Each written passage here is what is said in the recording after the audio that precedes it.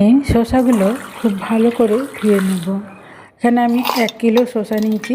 তারপর শসাগুলোকে আমি খোসা ছাড়িয়ে নেব, তারপর কেটে নেব। তবে অবশ্যই একটু চেখে দেখে নিতে হবে যাতে শসাগুলো তেতো না হয়। এখন বাজারে যে শসা আমরা কিনি অধিকাংশ শসাই দেখা যায় তেতো লাগে। এই নিরামিষ শসার তরকারিটা বানানোর জন্য আমি এখানে মুসুর ডাল ভিজিয়ে নিয়েছি।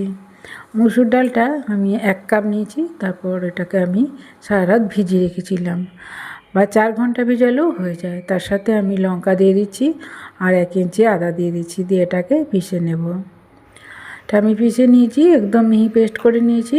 তারপর এর মধ্যে আমি বেসন দিয়ে দিচ্ছি, নুন হলুদ দিয়ে দিচ্ছি, তারপর হিং দিয়ে দিচ্ছি। এই হিংটা কিন্তু স্কিপ করবেন না, হিংটা দেওয়ার চেষ্টা করবেন, তাহলে কিন্তু এই বড়াগুলো খেতে খুব ভালো লাগে।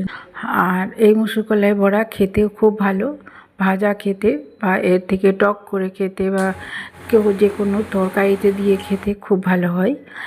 আর এই যে বড়াগুলো কিন্তু আমি একটু সেঁকে নিচ্ছি, মানে খুব বেশি তেলে আমি ভাজছি না, শ্যালো ফ্রাই করে নিচ্ছি। আর একটা বড়া আমি আপনাদের কাছ থেকে দেখাচ্ছি, দেখুন ঠিক বড়াটা এই রকম হবে ভাজাটা। সবগুলো এপিট উল্টে জাস্ট সেঁকে নিচ্ছি। আর এই যে দেখুন দেখাচ্ছি, দেখুন মানে কাঁচা কাঁচা থাকবে বড়াটা। তারপর এই মধ্যে গরম কড়াইয়ের মধ্যে আমি 1 গ্লাস জল দিয়ে দিচ্ছি। এরপর যখন এই জলটা ফুটতে থাকবে তখন অটোমেটিক বড়াগুলো সেদ্ধ হয়ে যাবে আর খেতেও সুন্দর লাগে। তারপর আমি মশলা দিয়ে দিচ্ছি, জিরে, আদা আর নুন হলুদ। তারপর এটাকে আমি মিশিয়ে ফুটতে দিলাম। তারপর কেটে রাখা শসাটা দিয়ে দিচ্ছি। তারপর আলতো হাতে এটাকে আমি মিশিয়ে নেব, নাহলে নিচের যে বড়াগুলো অল্প একটু কাঁচা আছে ভেঙে যেতে পারে। তাই এটা ঢাকা দিয়ে আমি এটাকে একদম হাই হিটে রান্না করে নিয়েছি। আর শসাটা নরম হওয়া পর্যন্ত রান্না করে নিয়েছি। তারপর সামান্য তেল দিয়ে, জিরে দিয়ে, লঙ্কা আর একটা এলাচ দিয়ে আমি এটাকে সাকলে নিচ্ছি। বাস রেডি হয়ে গেল আমার শসা শুক্তো।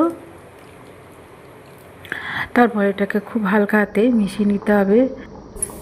ঠিক নামাবার আগের মুহূর্তে গরম করা গরুর দুধ 1 কাপ দিয়ে দিলেই দারুণ টেস্টি। অবশ্যই নুনটা চেখে দেখে নিতে ভুলবেন না যেন।